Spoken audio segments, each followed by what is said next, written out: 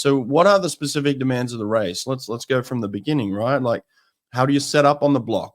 How do the best athletes set up on the block to be effective on the block? That takes training and understanding and skills. And then it's coming off the block and going through your entry into your streamline, into your underwaters, through your breakouts, setting up the first few cycles. What type of breathing pattern do I want to get on? What type of stroke rate? What type of stroke length do I want to get on?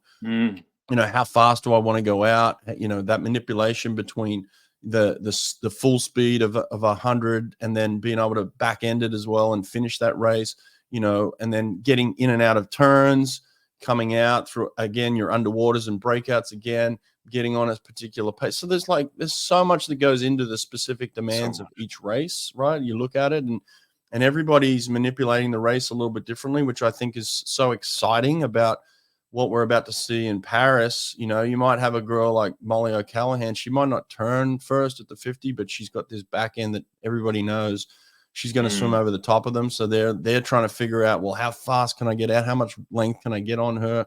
So there's this game going on of trying to figure out different speeds and controls and who's got strengths and weaknesses where and all.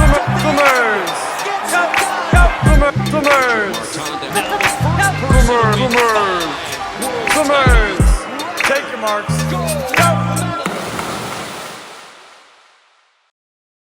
Welcome to another episode of the Get Out Swim podcast. I'm your host, Seamus T. Quinn, and today I'm joined by the one and only Brett Hawke. So, Brett, thanks for joining.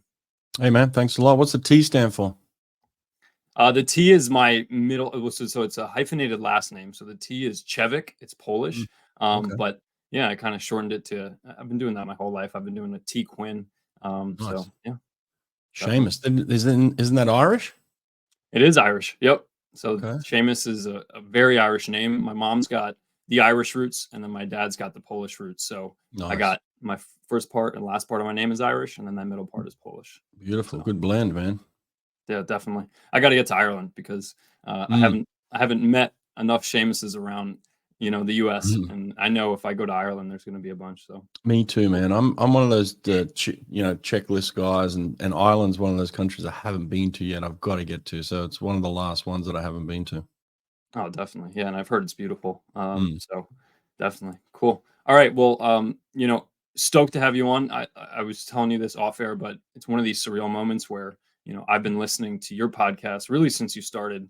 And obviously haven't kept up with every single one, but there's so many that, have really meant something to me, as a swimmer, but then also as a coach. I'm just like in awe of just being able to have you on and to talk to you and to pick your brain about someone who's super passionate about swimming, and passionate about just, expanding the love of, aquatic sports and swimming. So yeah, this is man, awesome. I'm just like you. I just love asking questions from people. So that's what I'm here to do with you today, is just kind of help answer some questions and kind of see where we go with it. Yeah. So thanks for having me. Totally. So I'll take a page out of your book. Where are you coming from?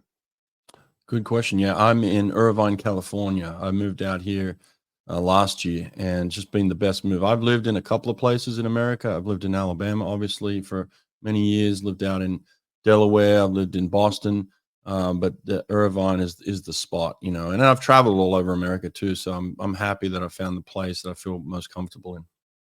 Definitely. So why is Irvine sort of the spot for you?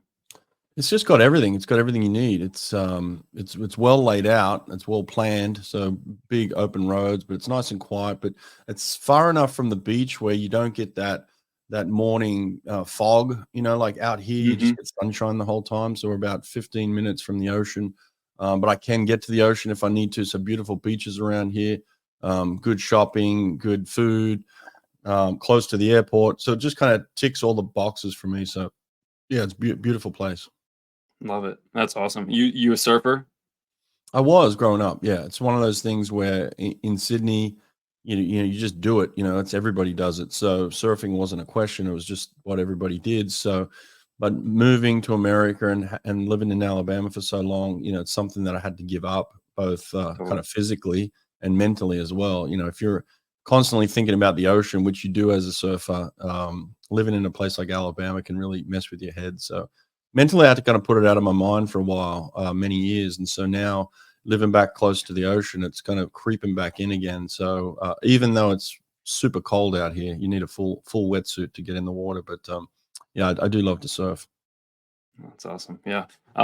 So tell me about recent trip that you just took. I messaged you a couple weeks ago asking to hop on your podcast. You said, "Look, mate, I'm going on, a trip overseas to Israel, I believe." So yeah, Mm, tell me about that trip that you took to Israel, and mm. just what you experienced, some of the takeaways. Yeah. Israel is just another place that I had to go to. I've kind of accumulated friends from all over the world, through swimming, which you do. It's a worldwide sport. And so, look, I was in Doha in February for the World Championships.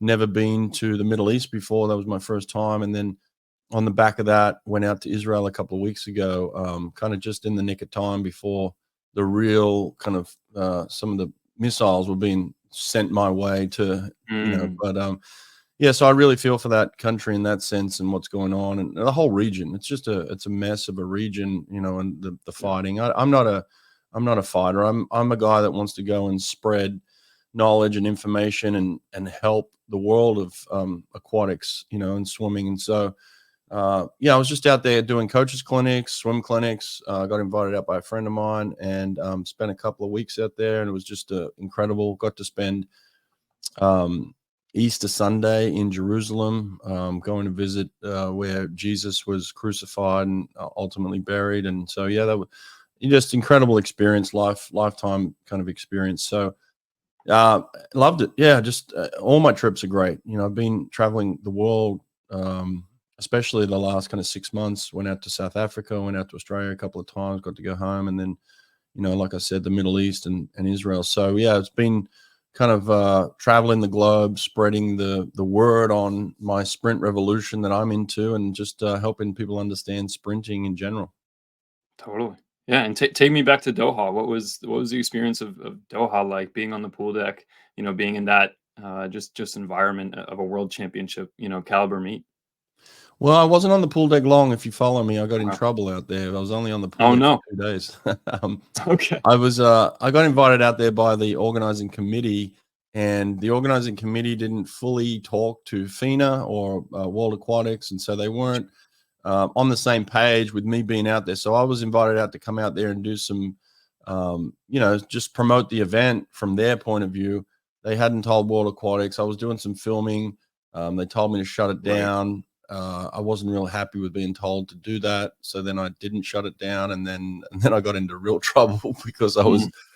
Mm. They told me I was copywriting, their event, and so it just got into this, big kind of mess. And then so I just in the end had to watch the swimming on TV like everybody else. They pulled my accreditation, and it was just That's one of those that's right, because situations. you were live I Mm, I remember the one of the yeah, first, like, reels you put out was like one of the 50-meter. It was like a 50-meter fly, and then I was yeah, loving it because it was, like, right there, and then you were live streaming from the stands, yeah, and so yeah. then it got pulled. Okay, gotcha, Yeah, you can't live stream apparently at a World Aquatics event. They don't like that without permission. gotcha. And so I did it and got in trouble and, slap on the wrist. But look, at the end of the day, I'm just trying to promote swimming, and Yeah, if they weren't happy with it, and that's on them, so that's fine. I won't do it again. But I had good intentions at the end of the day. I wasn't trying to take away from their event. I was trying to add value to their event.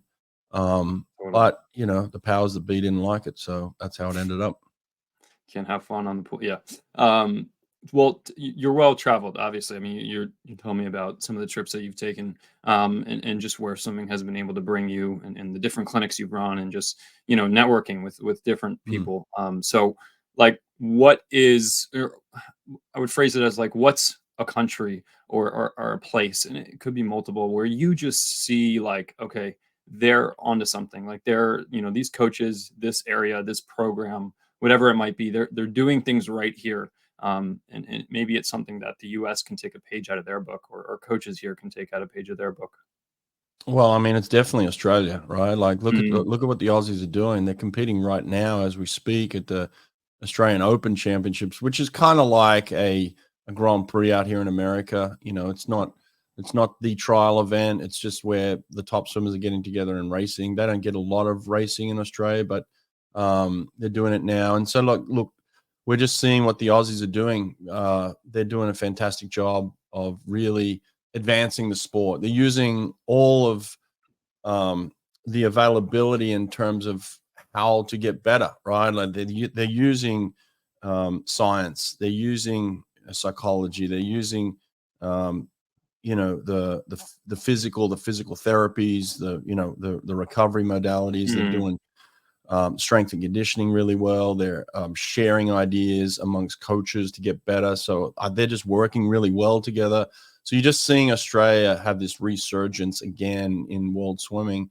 They ended up winning the gold medal tally last year at the World Championships, and I think this year at the Olympics, they're going in as one of the favorites to win again. So like, I think they're just setting a standard for the world to look at and say, all right, what are they doing well? And it's not just the way they're writing workouts. It's not that. It's all the pieces that they're putting together that I think the totality of that, of like looking and saying, how do we get better at athletics? How do we get better at swimming in general? And we got to look at all the different aspects. They're doing the best in the whole world.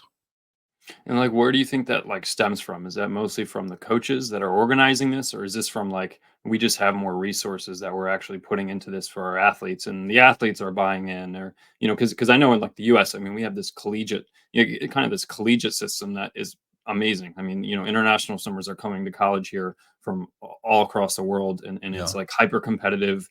NCAA has just happened, and you're seeing these ridiculously fast swims, but at the end of the day, it is like it's just a period of your swimming career, especially if you want to be a professional athlete. And it's also yards. It's not meters. US is the only, country in the world that's doing 25 yards. So where does that stem from in Australia, and where does that It's a little different, a lot of the money is generated through the university systems here in Australia. It's has to be supported in a different way because university swimming, college swimming doesn't really exist. So it's really funded by the government at the national level, and then it's funded by the states. So each state has their own high performance funding and things like that. So especially like Queensland. Queensland is the state where most of the top athletes are coming out of these days, and Queensland encompasses Brisbane and the Gold Coast. So if you know anything about Queensland, some of the most beautiful beaches on the Gold Coast, and then Brisbane is the home of the 32 Olympics. So they're just sport crazy up there. They love sports. They love swimming. So a lot of the money is coming through the state funding from them, keeping the athletes involved. And then beyond that, you have great leadership. Rowan Taylor is the head coach of Australian swimming, and he's great. He's a former Olympic coach himself, so he's great at bringing the coaches together. So they're well funded, they're well organized, well supported. And then Australia just has a chip on its shoulder. It's like it doesn't want to be number two, it wants to be number one, and they're sick of hearing about how great America is and how much better they are. So I think they've just got that edge of like, we want to prove that we're number one. So I think that all of it coming together and people working together has been the ultimate way that I think the last few years they've really started to resurge in world swimming again. Definitely. Yeah. There's always been kind of a budding rivalry between the US and Australia. And definitely that was a statement made last year at the World Championships. And so I think, we're due for a good battle this summer between the US and Australia for sure. Oh yeah. We're definitely going to get some swims for sure. It's going to be epic. Yeah. And you even said, like, I was listening to your podcast with Jack Bowerly, asking him, like, hey, look, it's just a fact that the rest of the world is catching up to the US as far as producing high level swimmers. So what do you think like that's attributed to, as far as just not only Australia, but like the rest of the world? We're just seeing, fast athletes. Well, that's easy. It's just the sharing of information. I even released a podcast today with Kosuke Kitajima, and he said, back 15, 20 years ago, they didn't really know what the rest of the world was doing. Now we can just pick up our phone and scroll through Instagram, and we can see 20 swimming videos that are posted that day from people all around the world of what they're doing, how they're doing it. So and then podcasts like you and I have, where we're sharing information, is just easily accessible. So, it really comes down to that. It's just it's people know what they're doing now. People can see it.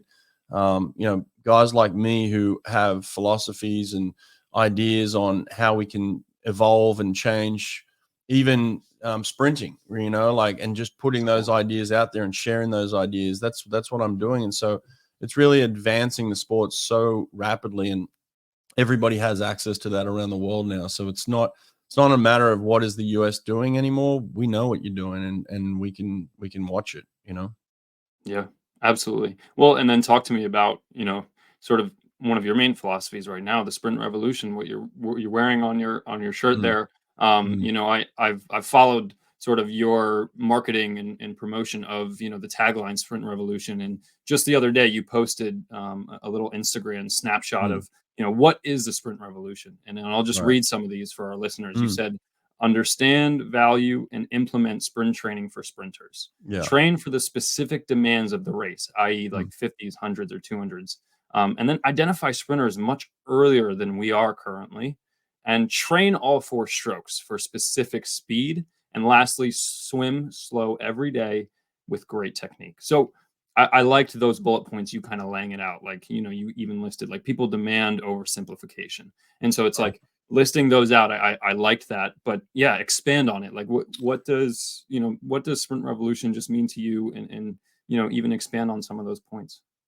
Well, there's depth to sprinting, right? And I think people Mm, want to make it shallow. They want to make it just about doing less, being lazy, and just going fast, like just sprinting. Like sprinting, they want to simplify sprinting even to just going all out, right? Like for a short like distance. And there's so stereotyping. much Yeah. more depth, that. And that's why I say the specific demands of the race. Like, yes, in a 50 freestyle, you do have to go all out. In a 200 freestyle, that's not the demand of the race. It's not to go all out, right? It's to No, pace. So you no, have to understand pacing in sprinting. You have to understand control, and understand how to manipulate and maneuver throughout a race like a 200 freestyle or a 200 breaststroke. Like that is certainly about pacing. Now, yes, it is about going fast. So there is race pace training that is specific to 100 or 200. I'm going to hold different paces in practice if I'm training for the 200 if I am for the 100, for sure. My back end speed is going to be completely different. My front end speed, I'm not going to go out as hard. My breathing patterns might be different. My control, my turn of speed. So all of that is just like, that's why I say understand sprinting. Don't simplify it. Like I actually mm, try and understand it. And so people like me are coming out with knowledge and information and a philosophy where it takes time to appreciate and understand it. And it's not about just saying, oh, you guys are just lazy and you want to do less. That's just ignorant to me. And so when I am explaining what the sprint revolution is, there's depth and detail to it. I can't summarize it in one sentence because people want to simplify it. It's not about that. So what are the specific demands of the race? Let's go from the beginning, right? Like, how do you set up on the block? How do the best athletes set up on the block to be effective on the block? That takes mm. training and understanding and skills. And then it's coming off the block and going through your entry into your streamline, into your underwaters, through your breakouts, setting up the first few cycles. What type of breathing pattern do I want to get on? What type of stroke rate? What type of stroke length do I want to get on? Mm. How fast do I want to go out? That manipulation between the full speed of 100 and then being able to back end it as well and finish that race, and then getting in and out of turns, coming out through again your underwaters and breakouts again, getting on a particular pace. So there's so much that goes into the specific So demands of much. each race, right? You look at it and everybody's manipulating the race a little bit differently, which I think is so exciting about what we're about to see in Paris. You might have a girl like Molly O'Callaghan. She might not turn first at the 50, but she's got this back end that everybody knows she's going to swim Mm. over the top of them. So they're trying to figure out, well, how fast can I get out? How much length can I get on her? So there's this game going on of trying to Oh, figure out different speeds and controls and who's got strengths and weaknesses where and all that sort of stuff. So it's super exciting to me in terms of where we're at with sprinting, but the depth and understanding of knowledge is still lacking. And I think look, there's certainly coaches out there that have a deep understanding. Like Todd DeSorbo is doing a brilliant job. So I'm not going to sit here and lecture and say nobody's doing it, nobody understands it. Not at all. There are coaches out there.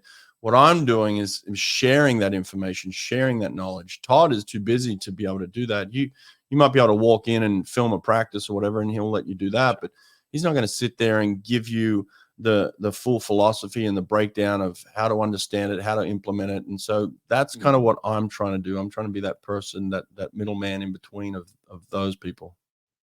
Well, what about identifying, sprinters and younger athletes? Because like I think about that, I'm coaching, ages 9 through 12 right now, and Right. you can start to see those who are. I mean, I have one girl. It's like she's just a sprinter, man. She's just like, can we go off the blocks? Can we do 25s fast? And I'm like, but it's hard because sometimes you have a range of athletes, and you have one coach per 10 or 15 swimmers. So yeah, how do you kind of identify that at a younger age, or what do you mean by that? Well, I talk to all these sprinters, like world-class sprinters, and they say, they're lucky to get through age group swimming. And I hear that Mm, repeatedly from the top sprinters in the world. I was just lucky to get through that, and it's like this one size fits all. Like, here's the program, do it or don't do it, And so we see mhm. this massive drop off in swimming, the ages of 14, 15, 16, where people just are sick and tired of swimming up and down the pool mindlessly. And look, don't get me wrong, I'm not here to criticize middle distance swimmers, distance swimmers, but Mhm. we're writing programs and we're putting in place systems that allow for them to thrive. It doesn't allow for the sprint swimmer to thrive, right? We're not identifying sprinters young enough. And I'm not talking that people get the message mixed up here.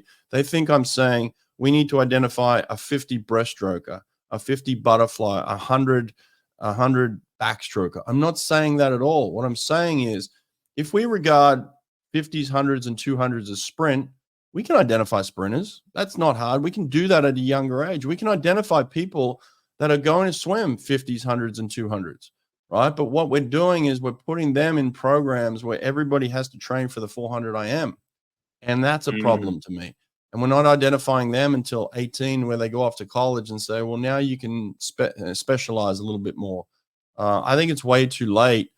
We're losing a lot of people. And I think the survival of the fittest, idea, I think is just outdated. Totally. But can you have a balance at the same time in the sense where it's like, sprinters can, benefit from threshold training or something that's going to be maybe a little bit more long form, but at the same time could really challenge their, their mental more than maybe more than their actual like physical sprint ability. Like, can there be a balance where it's like, maybe not one or the other, and even for, sprinters? Again, it's just training for the specific demands of the race. If you're a Mm, 100 swimmer, then do you need threshold training? I don't think you need a lot of it. I think you're going to numb your speed. So it's like there's so many more things you can do in sprinting, right? Like you can add resistance. And again, people get lost in they see these giant athletes pulling massive buckets of weight. It doesn't have to be like that. You can right. They're pull a little outliers. tiny Yeah. sponge, where very little resistance at all. You can put a t-shirt on and swim. There's so many creative ways that you can have fun and you can train specifically. And look, if you want to improve your kick, you can vertical kick, right? Do a vertical kick Oh, streamline and see how long you can hold that, right? You uh, you can't hold a vertical kick oh, streamline for longer than 10 seconds without drowning. So it's like I was there's so many creative ways that we can train and challenge and train specifically for events. But it's just, again, it's that education part, right? Like we think mm, this is the only way we know how to do it, so that's the only way we can do it. And I'm here to educate people and say there's so many different ways. How often do kids get up on the blocks and actually go through specific skills to be better at starts on a weekly basis, right? Very few times are we getting up on the blocks in practice, and very few times are we in that time when we do get up for the blocks. It's usually short rest type, get up, go, get up, go. Then we're not right. teaching skills. We're not breaking down the starts on a regular basis. We're not doing the same thing with turns. We're circle swimming the whole time. we're teaching terrible technique over and over again. How often do we say, I'm going to dedicate 30 minutes to improving the quality of our turns 3 times a week in practice? We never do that. So look, there's so many things that we can do to improve our skills that I'm saying to coaches, like, look, there's different ways. We get stuck on threshold. I'm glad you brought up that word, like threshold and VO2 max. We get stuck on systems so much. We don't get stuck on skills and improving the ability to, improve movements. And, there's just so many things that go into sprinting that I think, like underwaters. How often do we spend time improving our underwaters? And then you look at a girl like Gretchen Walsh, who goes out there and swims 60% of the race underwater and absolutely destroys people. And it's like, destroys people. We're not spending much time on improving underwater kick with kids, So it's like, look, that I could go on and on in terms of skill development that we just overlook in practice so often. Yeah, no, absolutely. Like specificity, intentionality. These are words that I think of when it comes to stuff you're describing, right? Technique. Technique. We don't even do technique. It's just like, hey, we tell a kid, hey,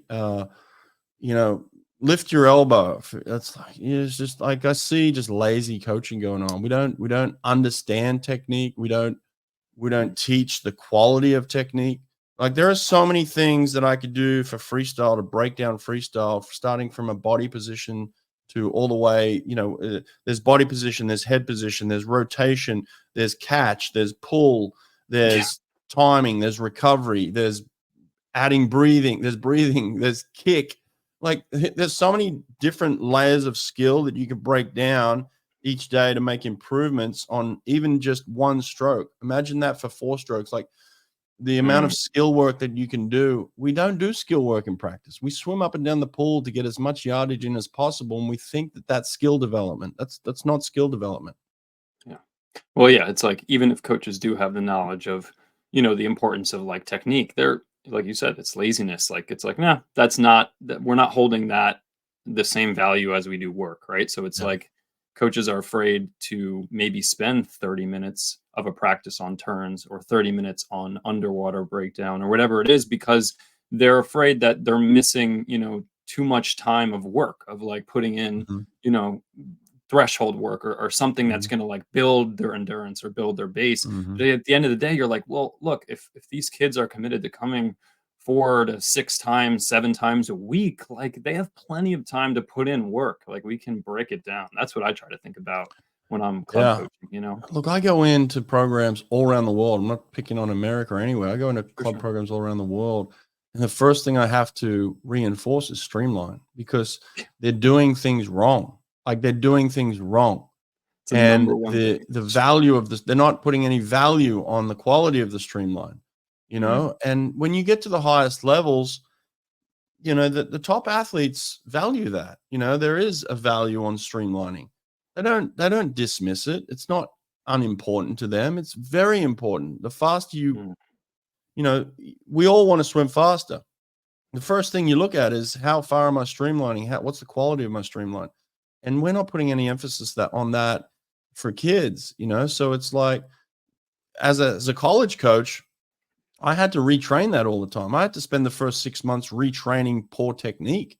It's like, I don't want to get them to college and say, okay, the first 6 months is just retraining your technique, because it's terrible, So we could do a much better job of the quality of the technique in practice as well. Absolutely. Yeah. Attention to detail, for sure. Best athletes in the world, you just brought it up. They value that, and they actually enjoy, working on the finer details and continue to refine and, reinvent new ways to help them reach that next level, because it's a game of inches at that level, right? Yeah. So when you have a look at a high school kid who has advanced skills, they just dominate people. I mean, they just crush people, I remember, who was it? Ryan Hoffer, coming out of high school. Yes. That his underwaters. We're talking about underwaters. He was like one of the first, real high school prospects that people were just like in awe of, how he was pushing 15 and swimming 60% of the race underwater. And, that was like a big deal. High school swimmers doing that. Yeah. Crushing people. Yeah.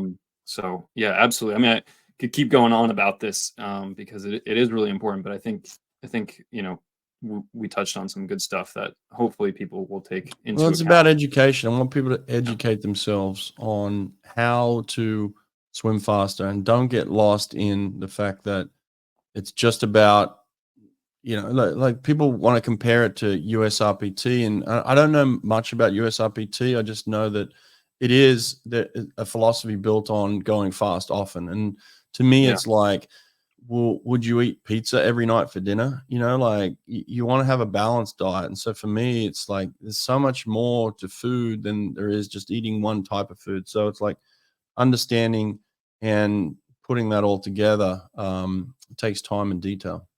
Yeah. And thinking outside the box, like you said, going back to creativity. Look at someone like Dave Salo. Like, I look at some of the stuff that, creative coaches and outside the box type of thinkers, and I'm going to name mostly American coaches because that's primarily what I study. But like, Braden Holloway's or Todd DeSorbo's or, like people who really, just aren't afraid to try new things and just Yeah. see if that works. I think those are the revolutionary, coaches, the thinkers, the people who are like, you know what, I'm not going to stick with, a dogma of swim training that I know will work. And then it's like, okay, well, how are you advancing our sport then? So, Yeah, um, yeah, yeah. If yeah, you look at Todd DeSorbo's program, he's not swimming up and down the pool mindlessly. Those kids are engaged. Those kids are skill oriented. Those kids are working resistance in and out of the pool, strength in and out of the pool. I mean, just have a look at the program, and he's had the most dominant women's team for the past 4 years. yeah, So look at it and make your own decisions based on what you see. totally. What's real quick? What's a game changer as far as like resistance training that you really like, or even like an example of maybe a workout that could be implemented or a specific set that could really be advantageous to swimmers. Doesn't matter what level. Well, look, I am a big believer in if you improve your top speed, you Mhm. improve all your speed. So the faster and the with ease, like the easier you swim, the more it's going to help all of your speeds, right? Certainly, swimming slow with good technique is another game changer. Like slow technical swimming is really Oh, important to totally. me. But at the top end of it, when you're improving your top end speed, you improve your easy speed as far as I'm concerned. So when you add resistance to that, I posted a workout yesterday on my Sprint Revolution Instagram site, where it's simple Hmm. as improving top speed, right? So what I started with was with kick. Okay, so I did a 15, a 20, a 25 at top speed, right? You just blasting, you're going as fast as you can. So you do that, and then you swim easy with technique. And then the next round, you do a little pull. So now you're working your upper body. So the pull can be anything. You can do a buoy and paddles. You can do a parachute. You can do some sort of aqua socks. Some drag socks, whatever. And you can just some sort of resistance where you're having to pull that resistance. And then you just do the same thing where you're improving your top speed, 15, 20, 25 with some easy swim in between.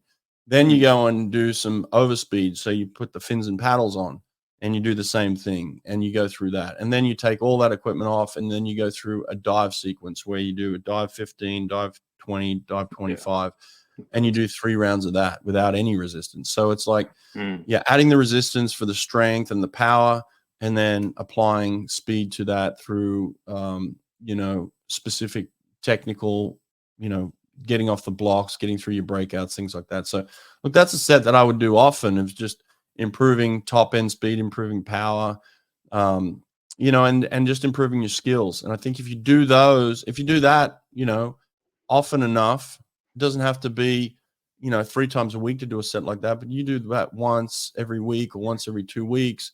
That type of set is really going to help you across the board with your swimming.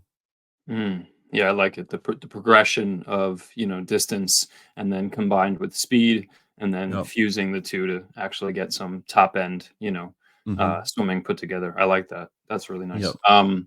Let me ask you this. You're a busy guy, from what I can gather. You have a history of just or a continuance of just a relationship with swimming and a love and a passion for swimming, lifelong, right? And so, you kind of had it maybe more of it's an atypical route in the sense where you were just an outlier, an exceptional swimmer and athlete, but sort of the typical route of maybe, being an athlete, going to, transitioning from athlete to coach. But then, once you stopped head coaching at Auburn, you took on, and correct me if I'm wrong, but you took on this kind of like entrepreneurial role, that encompassed sort of the birth of your Brett Hawke podcast, which is swimming's #1 podcast.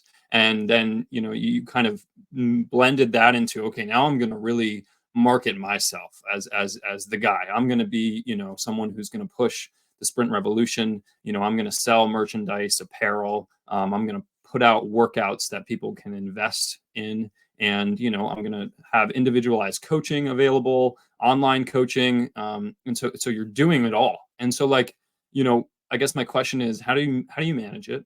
And two, like, what does, kind of a weekly schedule look like for Brett Hawke? Good. You summarized that really well too, by the way. I thought that that's kind of the natural progression that I've made in my swimming.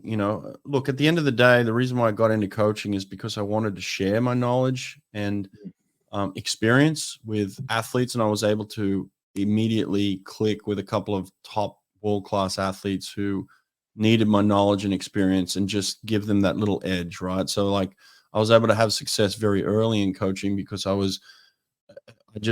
was experiencing it myself as a professional swimmer. I finished at 31 and went straight into coaching and found these guys that needed that little edge. So and just to touch on it for those who don't know, I mean, you were Australia's premier sprinter for a good portion of your career, right? I mean, you were the Australian record holder at one point. I think it was 5-time national champ. You were an NCAA multiple-time NCAA champion, and won the team title with the Auburn Tigers. So it's like you have a wealth of success, and then you build that into coaching. Yeah, I was one of the fastest swimmers in the world. I made the Olympic final in 2004, finished 6th in the world by, hundreds of seconds away from, the medals. But yeah, I was one of the fastest swimmers in the world, one of the most respected speed swimmers in the world, because it's like a little community. Once you're in it, you're all competing against each other and you value each other. So yeah, I had that. And so then I took that knowledge and experience of what I knew and what I'd learned over that period of time competing internationally for 6 years for Australia, and then just invested that knowledge straight into some athletes. And being at Auburn, having some of the best athletes in the world like Cesar, Cielo, Fred Busquet, they needed that. And so that was just that little tipping point for them. So then I got experience learning how to express that knowledge through them, which was great. And then after a period of 12 years coaching, I wanted to look, the thing that I wanted for myself after all that of giving and giving and giving, I wanted some back. I wanted to be able to say like, hey, Brett, instead of waking up making somebody else money, why don't you wake up and make some money for yourself? And again, it's not a selfish thing. It's just that I just felt like I'd given so much to everybody else. It was just like, I want to take my knowledge and own it myself. And so I branded it myself. I put it on myself, started my own company and started to then sit down and look through all of this knowledge and say, well, how can I get it out to the masses? How can I organize it so that everybody can take a piece of it and learn from it? So that's what I've tried to do. So in terms of where I'm at now, I just said I'm on my own. Like I don't work for anybody. So I kind of set my own schedule, and podcast is mine. So I've just taken ownership of all of it and just said, okay, Brett, it's up to you now. How much you do, how often you work, that's all up to you. So my schedule's pretty fluid. I do now do clinics around the world, around America, so I do partner with certain people for certain things. So I get to choose who I do that with. I have my own brand where I can say, hey, here's some equipment that you can use that's going to be helpful to you. It's not anybody else's, it's mine. So yeah, I've just taken control of my own destiny in that sense. And I feel pretty good about it, Yeah. No, I mean, it's awesome. I think people can look at, a journey like yours and see how you ultimately were like, I'm going to invest more into myself and my own brand and my knowledge and Yeah. experience, and take something from that. I even interviewed, I think it was João Mescalate maybe a couple Mm. months ago, but basically a Brazilian national swimmer who Yeah. swam in the U.S. for LSU, and kind of has a similar format to you. I felt like he was a very like a self-starter type of guy, but I Yeah. admire people like that who Yeah. invest and buy into themselves. And so I think it's great. I think it's Yeah, I tremendous. think in this day and age you can. You've got this Right. podcast now, so it's like you can. If you've got the time and energy and you want to do it, you can certainly do it. And so that I think there's more opportunities now than ever before, where it used to just be, hey, you're a club coach, you're a Right. college coach, that's it. Like they're your two options. Whereas now it can be like, well, I've got this knowledge. How can I disseminate it, distribute it out to people? And there's different avenues that we can do that now. Totally. Yeah, no, it's an age of opportunity for sure. Yeah, up to you to capitalize on it. I want to transition away from this a little bit here, just because, again, so many questions for you. But one thing I really, I admire about your podcast is you not only are getting the highest level swimmers on your podcast, but you're also getting the highest level coaches, because I'm sure as a former coach yourself, or college coach, still a current coach, you're interested in leadership and high level leadership. And I listened to two podcasts that really stuck out recently. One, I think you republished it, but it was the Bob Bowman podcast on leadership, which was, to be honest, probably one of my favorite podcasts I've ever listened to. And then one with Jack Bowerly. And so those are two of, I would say the best leaders to come, out of our sport of swimming. Obviously, Bob, continuing to coach now, just made the move to Texas after winning the national championship with ASU. And Jack Bowerly, a long, historic, and successful career as a USA coach, but also over at University of Georgia. So my question to you is, and you mentioned it, I think, with Jack, you were saying how you've been around the best coaches in the world, and you're one of them yourself. And it's like, it's not the sets that they write. It's not even like of course that has something to do with it. We've talked about this, right? Creativity, specificity, and just not, kind of a one size fits all type of program. But beyond that, now that we know that, and we have this access to information, what is it that really separates those top end leaders? Like, what are you seeing with them? And just from the information you've gathered from doing, these podcasts and having conversations, like what do you see as like those determining factors that separate, the best of the best from maybe just good coaches? Well, look, I think the first thing is, you have to be realistic and say, look, there's intelligence and charisma. Like a Jack Bowley Mm, is smart, charismatic. Bob Bowman, same way. It's like, look, they have something special, right? Like that's just who they are. They're extremely driven, hardworking. They want to be the best. They want to surround themselves with the best. And then ultimately, these coaches ask a lot of questions. Like I've found the top coaches are very inquisitive. Whenever I go into a pool deck and I meet somebody who knows who I am and they don't ask me a single question, it bothers me. I'm like, that mm, coach is yeah. going nowhere fast, and I'm like, this program's going nowhere fast. If I walk onto a pool deck with Jack Bowley, we're having a conversation, it's like immediately. Absolutely. It's just Jack's going to be asking me questions. I'm asking him questions. Like, this is a top coach in history. This is like same as Bob Bowman. It's like any of these coaches, that's what they do. That's how they act.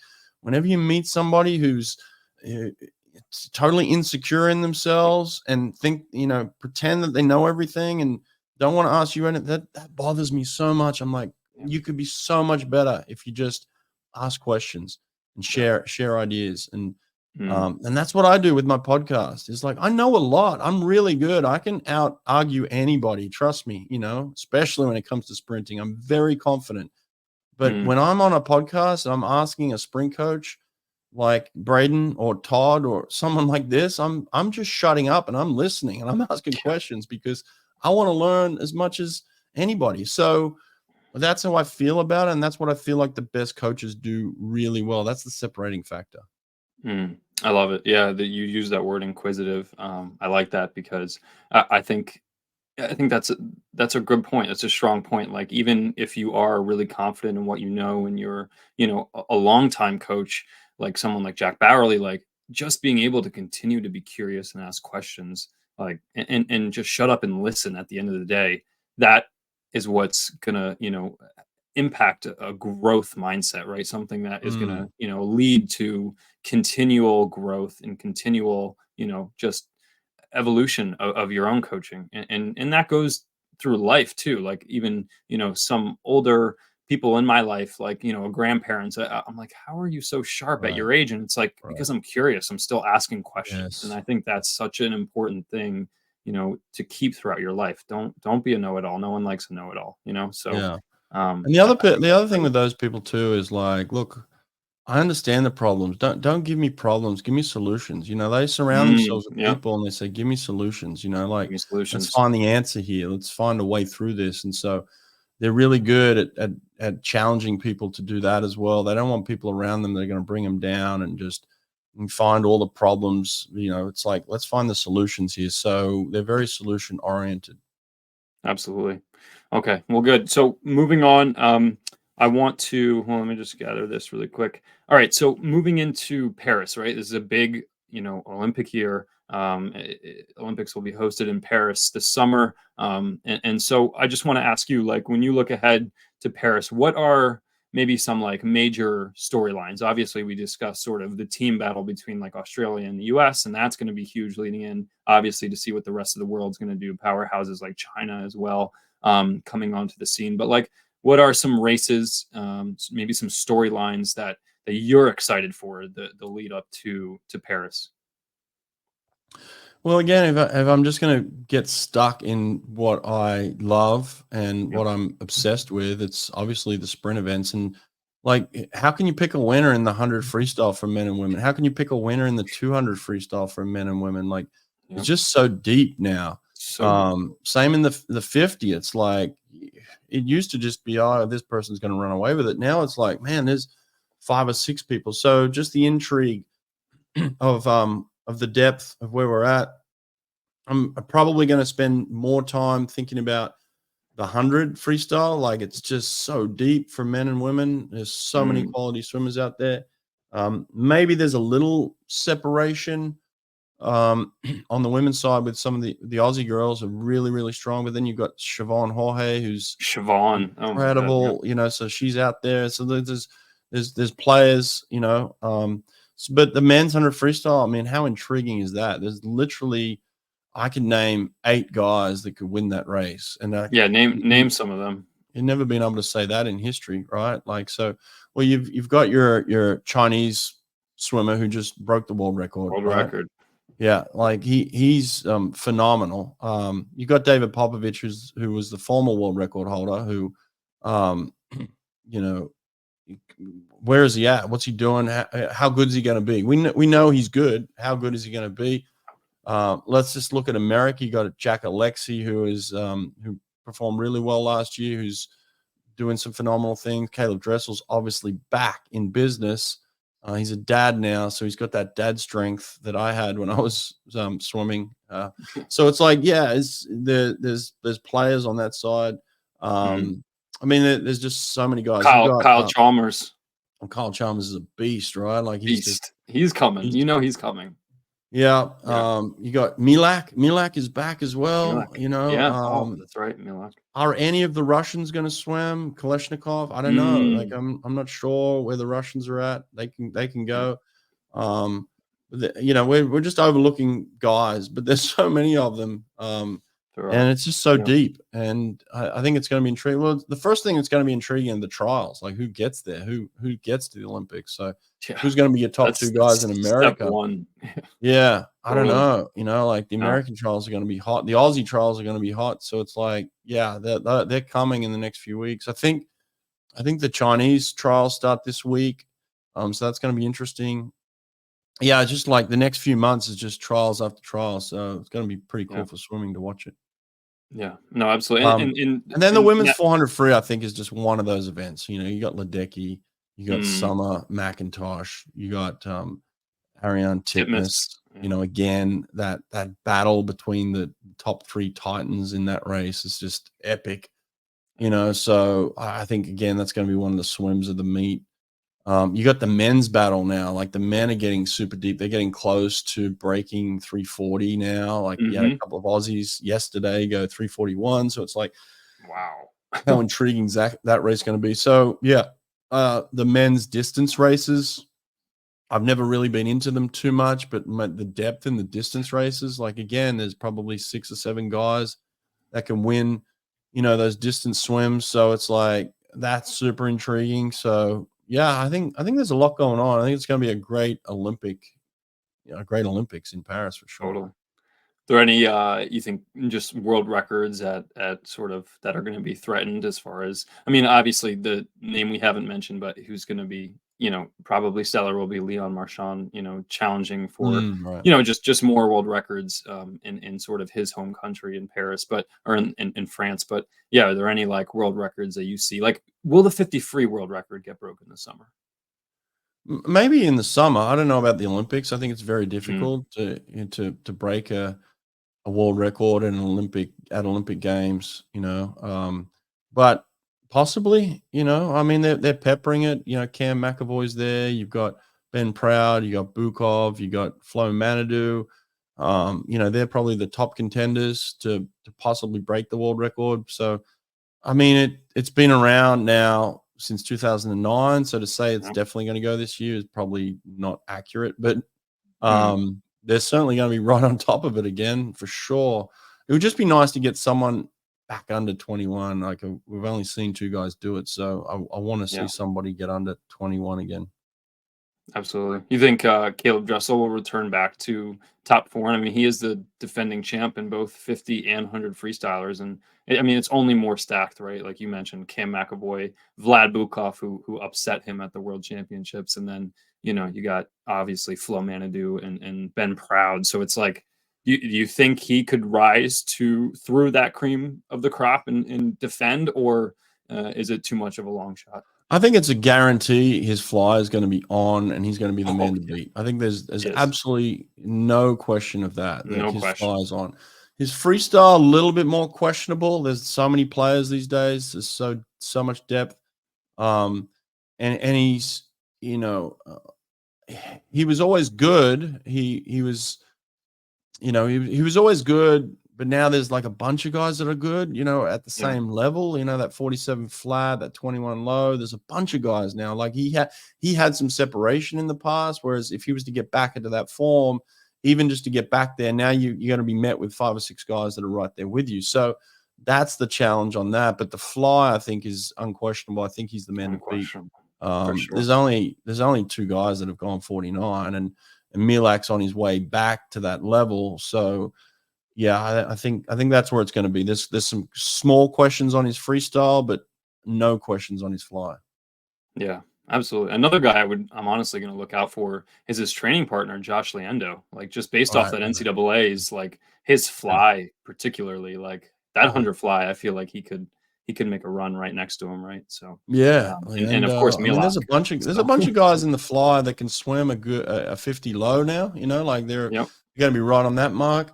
Getting under 50 is a different story. That's where Caleb has that separation with him and Milak. They're the only guys to do it. So, but look, it's the Olympic year, and again, I think if they're going to do it, this is the year they're going to do it. So we might see a couple of guys get under 50 get before under the 50. Olympics come around. Yeah, Yeah. that's so exciting. Yeah, awesome. Well, yeah, I could keep previewing each race. I'm like thinking, oh, what about the one back, one breast? But there's contenders at every level. It's the Olympics. Best of the best are going to come Yeah, it's good to for see those Petey medals. back. Hey, Petey's back Oh, on the Petey. form, and Yep. To see him go 57. he's Yeah, gonna be one to beat if he's absolutely. physically ready and certainly mentally in the right space. It's good to see him back again. Definitely. He's just a beast. I mean, he is just every time I see, like it's like certain physiques like him and Dressel where they just, they're just jacked. They're just built, they're strong, they're confident. And I think Petey getting back to 57, like that's a confidence builder. You got to imagine, right? Going into the summer Yeah, yeah, because for he's the sure. man. I mean, he's the guy. So that's awesome. Yeah, I love to see it. All right. Well, I just have one more question. We've touched on it. It's kind of been a thread, I feel like, throughout this conversation. But just like, how can we, as people who are passionate about swimming, and this just goes for listeners and people like coaches, it doesn't matter who you are. If you're passionate about swimming, how can we continue to just elevate the sport, and talk about, like off air we were talking about just building up backstories. I mean, it's something that swimming needs, is like more backstories. Who are these athletes? Where do they come from? What motivates them? What are their interests? What's their mentality leading up to a race behind the blocks? Are they that killer mentality, or are they someone who just is more nonchalant and is like, hey, I don't care, I'm just here to race? So it's like, what do we need that's going to elevate and promote swimming beyond just this Olympic cycle and these Olympic years? Well, that's one thing I do feel proud of.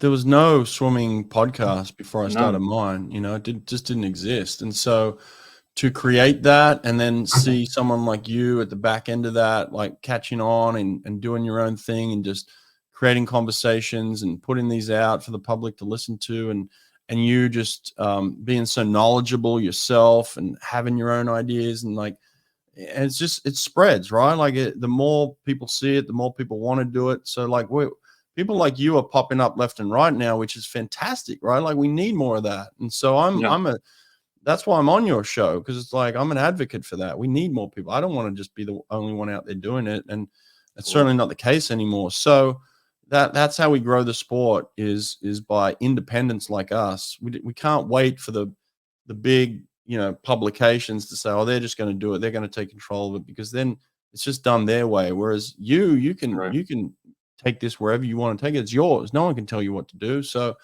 the fact that we're talking about swimming, and other people are doing that's what we need. We need these creators. We need these people that are going to induce conversation, which is good. And so that's how we grow the sport. It's just going to take time.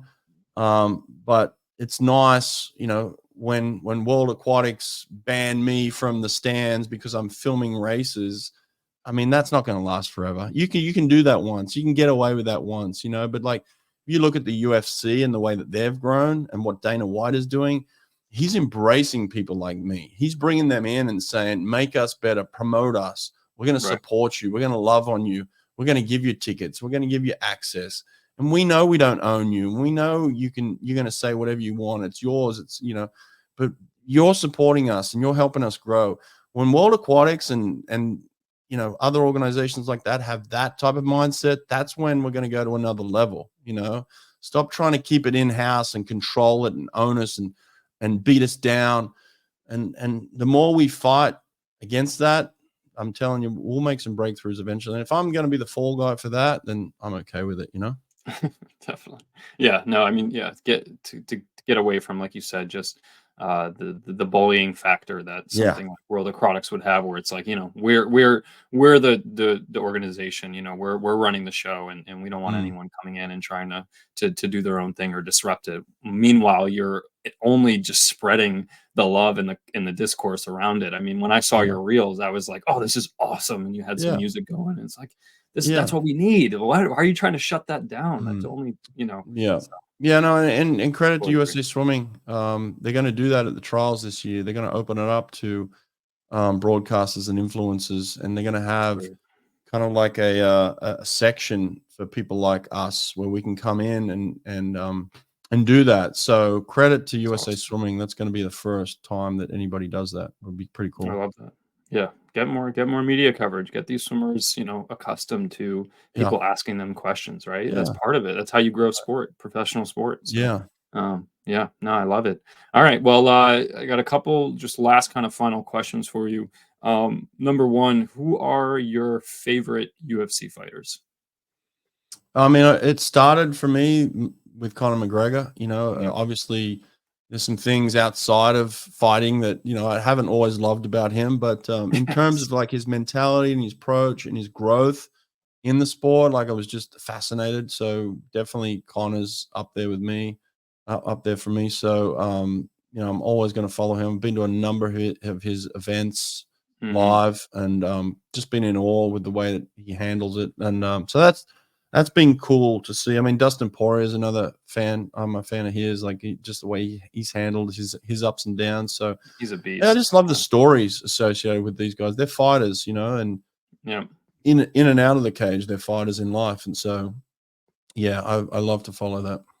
Definitely. Yeah, I found myself fascinated with the UFC as far as we talked about this off air, but I love the backstories, like just like what we're Yeah. talking about. I love, getting into the minds of these fighters, because someone like Dustin Poirier, like he's so vulnerable about, his ups and his downs, and Yeah. how his entire life has been documented, and it's like, that is a lot of pressure and expectation, and not to mention you're going out and you're fighting in front of, millions and millions of people, Yeah. and so it's similar to swimming in a way where it's like you're, at Olympics, you're barely clothed, and you're on there on a final stage in front of the world, and it's like, how do you handle that?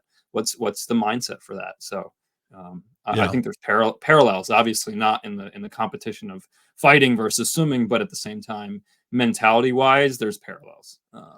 Yeah. Well, I love the fact that, they lock the cage and they say, okay, you better be at your best tonight or you're going to get knocked out, so it's the same thing Yeah. in swimming as like when they line up and that whistle goes, at the Olympic Games, you only get one shot every 4 years. You got to be at your best that night. And so it's like, same thing. It's like, what's your mentality? How do you handle that in terms of the pressure to say, this is your one shot. You're not going to get another. At Olympic trials, top two people make it.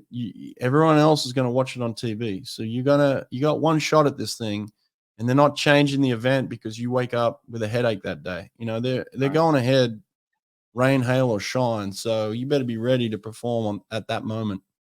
Totally. Yeah, it's a game of strategy, right? It's like my strategy against yours, and who's gonna outpoint that person, especially in like a distance like 100, or even if it doesn't matter what distance. Actually, now that I'm thinking of it, like it's a strategy, and it's a game of adjustments too. The longer you go within the race, just like a fight, a game of Well, to adjustments. me, it's not about even strategy. It's about strengths and weaknesses, right? Like you look at a guy Mm, like Kitajima, who's legitimately much smaller than the rest of the field. That's a weakness, but he turned it yeah. into a strength by saying, well, my streamlines, again, we talk about streamlines and line. My line's going to be better than anybody else. My Mhm. tempo at the end of the race is going to be better. So there's things that I can do to manipulate my weaknesses and turn them into strengths. So it's like that to me is the battle of the strengths and weaknesses, because we're all shaped differently. We all come in different sizes. So it's like, understanding what you can control and where you can be better than somebody else. To me, that's the ultimate challenge in the competition. Mhm. I'm happy you brought that up specifically with Kosuke. I think that was one of the things I loved about swimming, because I was always a bit undersized, and it was like Yeah. but it didn't matter in a sport like swimming, because like Kosuke for sure, and even like the other Japanese, like Risuke Orie going up against Matt Grievers, like you have these literally two Yeah. completely opposite Right. sizes and frames, yet he's so Right. precise with his Yeah. swimming How did they do it? They did it through technique. Look at that. See? technique, You do it through 100%. technique. And we don't think technique is important. Absolutely, it's important. Yeah. Well, good. Final question here, and this is, par for the course with the name of the podcast. But are you a fan of the get out swim? And if so, do you have any get out swims that you implemented as a coach or even as a swimmer, that are memorable for you? Um, David Marsh was a master at the get out swim. He just knew when to put it in place, who to pick to do it. I mean, I tried to be as good as him in that sense when I was a coach, and I just could never get it right like he did. Mm, He just found a way to manipulate it to a point. Now, I was one of the recipients of one of his get out swims once, where he put me up against a guy that he felt like needed a kick in the pants, and he knew that I was the mm, guy to give it to him. So this guy was generally a better trainer than me, but David knew that at competition he would kind of cower and weaken a little bit. So he put us up against each other one day and got us to do a get out swim. We both got under the time. I pulled him through and helped him realize, like, hey, you can rise to the occasion as well. So it was just one of those moments where, David picked the right person to grab that person and say, we're doing this together and we're going to get the team out here. So I think just understanding the psychology of the purpose of the get out swim is more yeah. important than the get out swim itself. So that's where I think, yeah, it's an art and a skill to be able to manipulate that so that you get the result you want from the get out swim. Totally. Yeah. Well, Brett, thanks again for joining. I've had tremendous fun just talking to you, and yeah, could go on for hours. It's a lot of passion here involved with the sport of swimming and knowledge. So thank you again. And yeah, if there's anything else you'd like to add, now's the time. That's all good. Thanks, Seamus. Keep doing your work, man, and I hope this grows. All right. Absolutely. All right. Thanks. Cheers.